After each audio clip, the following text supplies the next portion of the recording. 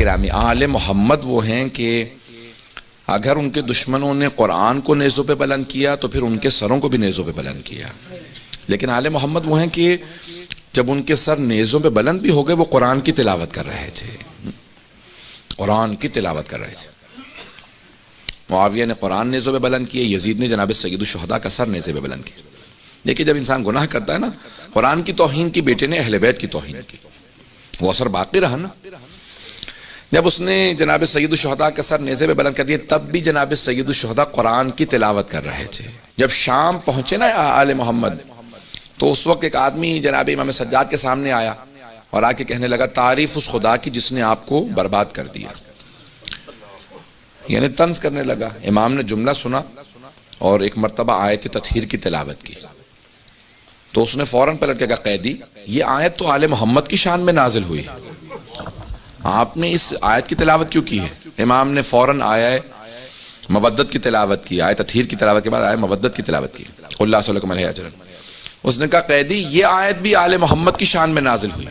امام نے اس کے بعد آیت ولایت کی، آیت اولی الامر کی، 7 آیات کی تلاوت کی۔ بہت پریشان ہوا، کہا قیدی یہ جتنی آل محمد کی شان میں آیات نازل ہوئی ہیں آپ ان کی تلاوت کر رہے ہیں۔ امام نے کہا تو ابھی بھی نہیں پہچانا ہم کون ہیں؟ ابھی بھی نہیں پہچانا؟ کہا آپ کون ہیں؟ کہا جانتا ہے رسول خدا کی بیٹی کون تھی؟ کہا ہاں ایک ہی تو رسول خدا کی بیٹی تھی۔ کہا ان کے بیٹے حسین کا نام سنا ہے؟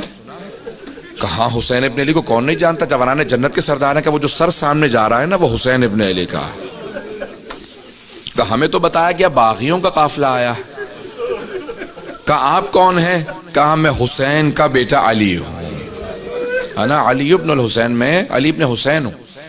اب وہ تڑپ کے رونے لگا، شیعہ نہیں تھا لیکن آل محمد کی ولا رکھتا تھا، محبت رکھتا تھا، رونے لگا، تڑپ کے رویا، امام کے قدموں کو چومنے لگا۔ کہا کیا میری توبہ قبول ہو سکتی ہے؟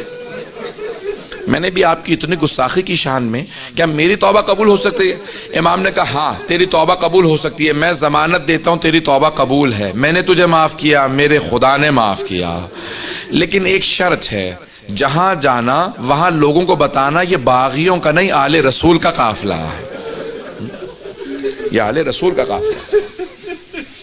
رونے لگا، حلق کو بتانے لگا، کہا لوگوں انہیں پتھر مت مارو، یہ پتھروں کے لائق نہیں ہے، یہ آل رسول ہے۔